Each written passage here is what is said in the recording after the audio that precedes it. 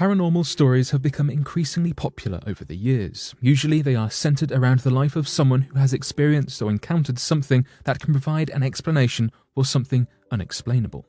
So today, here at Unexplained Mysteries, we'll be taking a look at 3 mysterious individuals who have lived unique and interesting lives with stories to share.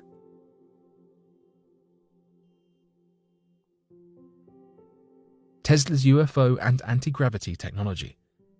Theorists have often cited Tesla as being the father of strange science fiction technologies, given his incredible track record of developing emerging technologies. However, it appears that one such conspiracy theory surrounding Nikola Tesla and unidentified flying objects seems to have entered plausibility with the recent discovery made by Rare Earth of a patent that describes a flying machine that looks similar to modern-day interpretations of flying saucers. The patent includes detailed information such as the use of what can only be described as flat-screen televisions on the inside of the craft to allow the pilots to utilize a 360-degree view inside a cockpit that contained no windows for outside viewing. This would be accomplished with the use of cameras placed all around the flying saucer, as well as a bunch of other sensitive equipment capable of gathering data to be used by the pilots inside. Although the legitimacy of the patent has still been put into question, and is debated to this day, if the patent is genuine in its nature, it could point evidence to secret government projects that have been in the works since the early 1900s. Gil Perez. Gil Perez, also known as the 1593 transported soldier, is a well-known Mexican folk legend regarding teleportation. In October 1593, Gil Perez was a Spanish soldier guarding the Palacio del Gobernador in Manila, now known as the Philippines, when he leaned against a wall, closed his eyes because he began to feel dizzy and exhausted, and once he reopened them, he was outside Plaza Mayor, now known as Zocalo, Mexico City, mysteriously teleporting over 8,800 miles. The day before the alleged teleportation, on the 23rd of October 1593, the governor, Gomez Perez Dasmariñas, was assassinated by his own Chinese rowers while attempting to capture new territory in the Philippines. At the time, parts of the Philippines were under the control of the Spanish. Mexico City was also part of the Spanish Empire, and at the time Perez arrived, news of the governor's assassination had not yet reached Mexico. Unsure of how to react, Perez continued to do his guarding duties. Local guards discovered the teleported soldier, and as he was not in the correct uniform, he was arrested and questioned. He was brought to the Viceroy of New Spain, Luis de Velasco, as it was his palace that Perez teleported to. He was reportedly pleased with the soldier's explanation, while religious officials were not as quick to accept it. As Perez's story about the assassination and teleportation could not be confirmed, he was charged with desertion and witchcraft and was jailed. He was sent to Santo Domingo to be imprisoned. 2 months later, a ship from Manila with passengers carrying the news of the governor's assassination arrived in Mexico City.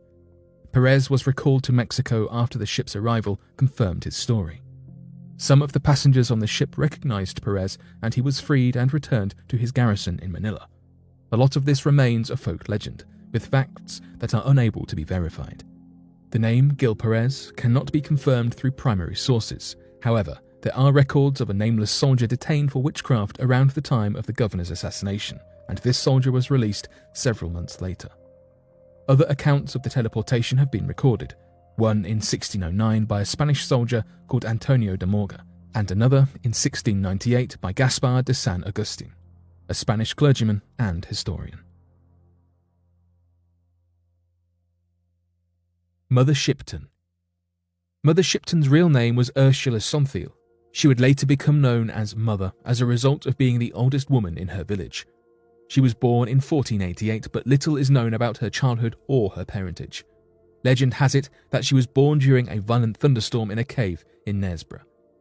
It was said her mother was just 15 years old and refused to name the father of her child, despite being dragged before the local magistrate. Shipton was raised in the cave for 2 years before she was taken in by a local family and her mother was sent to a nunnery. Shipton never saw her mother again. Unfortunately, Shipton was reputed to be hideously ugly, with a large and crooked nose, a bent back and twisted legs. She was said to look like a witch and cruelly nicknamed Hagface. When she met and married her husband, Toby Shipton, it was even rumoured that she had bewitched him to fall in love with her. The constant cruelty that Shipton faced saw her retreat back to the cave she was born and first raised in, where she lived a lonely life and set up her business telling fortunes and predicting the future. Her premonitions grew more and more ambitious as her confidence grew, and soon she was known as the Nesbra prophetess. Her prophecies foretold the fates of several rulers, the invention of iron ships, the defeat of the Spanish Armada, and even the Great Fire of London, according to one of Samuel Pepys' diary entries. A famous prophetic verse that has been attributed to Shipton goes like so: "The world to an end shall come in 1881. Shipton's prophecies had become so revered that in 1881, more than a century after her death, many did prepare for the apocalypse. It is said that word of Shipton even reached Henry VIII, who in a letter to the Duke of Norfolk, Thomas Howard, mentioned a witch of York. It cannot be confirmed that this witch was Shipton. However, Cardinal Thomas Wolsey, who at one point was a trusted ally of Henry VIII, on several occasions openly referred to Shipton. He was unhappy with one of Shipton's premonitions. "When this cow rideth the bull, the priest beware thy skull." He interpreted the cow in the premonition as Anne Boleyn, and the skull as the threat she brought of breaking England's relationship with the Catholic Church.